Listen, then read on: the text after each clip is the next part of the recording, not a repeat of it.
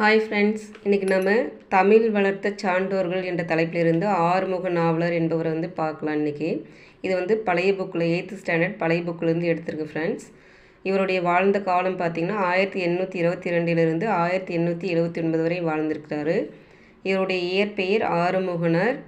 யாழ்ப்பாணம் நல்லூரில் பிறந்தவர்.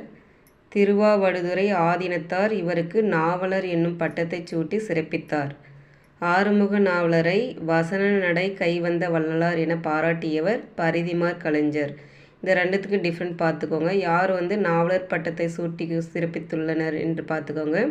அடுத்தது வசன நடை கைவந்த வள்ளலார் என பாராட்டியவர் பரிதிமாற் கலைஞர். அடுத்தவர் பார்த்திங்கன்னா குணங்குடி மஸ்தான் சாஹிபு என்பவர். இவருடைய வாழ்நாள் பார்த்திங்கன்னா 1788 1835 வரையும். இயற்பெயர் சுல்தான் அப்துல் காதிரு. பராவர கன்னி, எக்கால கன்னி,